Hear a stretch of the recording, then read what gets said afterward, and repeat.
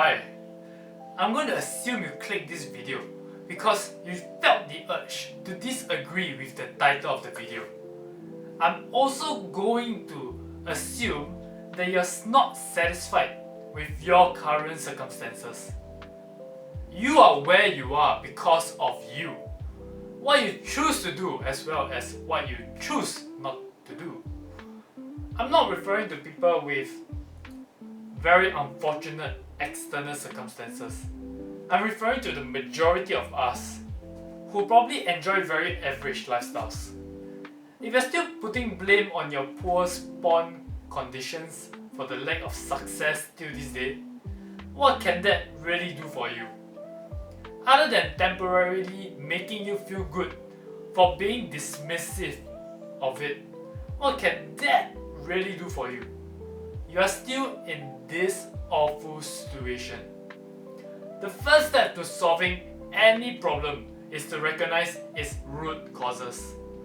From understanding that your denial is obstructive to being truly satisfied with your situation, you can then improve your situation.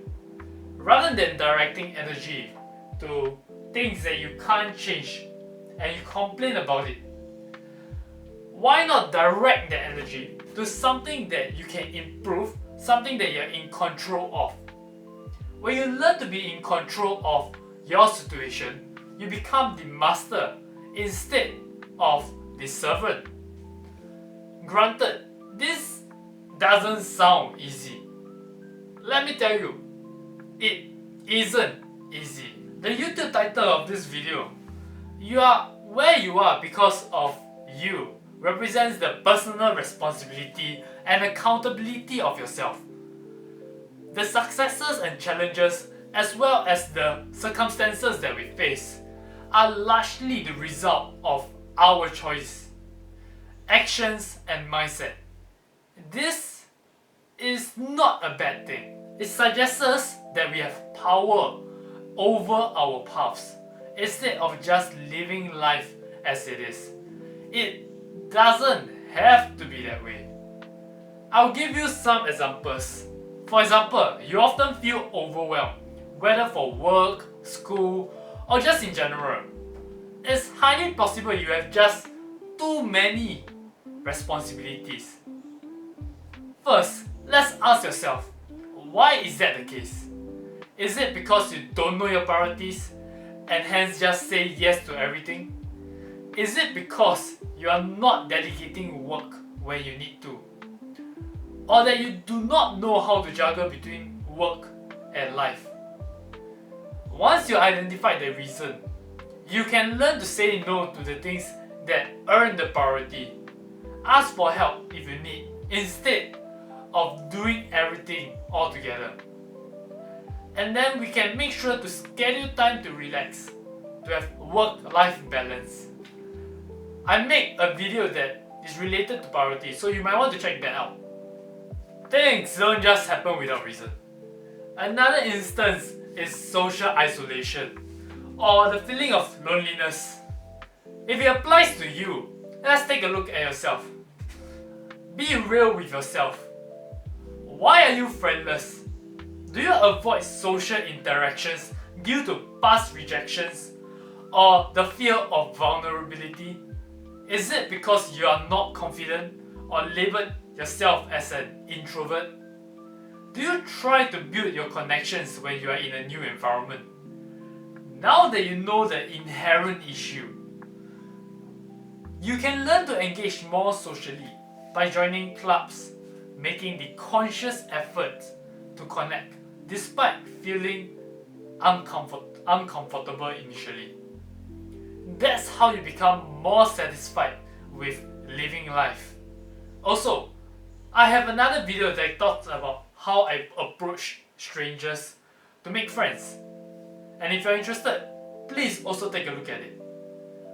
In most scenarios, you just need to be more self-aware, more open to learning, as well as the willingness to take action. If you're still not convinced, you don't have to.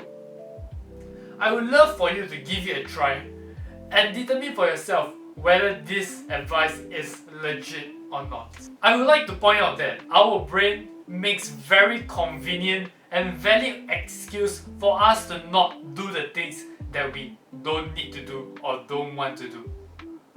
Because it's simply uncomfortable for myself and you to do things that are outside our comfort zone.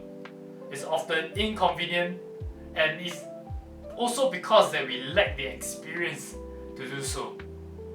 And as ironic as it sounds, our brain are not as rational as we would like to think. We have a limited willpower to do things, and once that willpower drains, often our emotions become our secondary source of motivation to do things. It becomes a reaction to situation. For instance, procrastination. I will do it later is an often procrastination thing that we try to say to ourselves. And from experience, and your experience, it always never goes well. And perhaps you really want to talk to this cute person, but you're afraid of being judged by her, and you're afraid of some irrational fear that might just come true. It throws us off the game because we simply do not know what to do. And that's because we lack the experience. Lacking the experience is an easy thing to fix. Taking the first step is what you need to do first. And for most people, when it comes to the point where they have to make the decision whether to talk to this girl or not, they just stop there and they never find out. I think that's a pity. Putting them in the exact same situation before they even had these thoughts is really a pity. I know it sounds troublesome, scary, and seemingly insurmountable for anyone to take the first step. But the first step is all it takes to set you on a journey of self-improvement. A lifetime of constant level ups.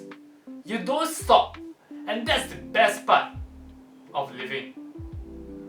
I hope this video helped to clarify why you are here, and the factor that I would like to give is mainly because it's you. And the best part about it is when you realize that you are in control of a lot more things, then things can eventually change for the better. I hope you can watch my other videos, and please leave a comment and subscribe. I'll see you guys in the next video.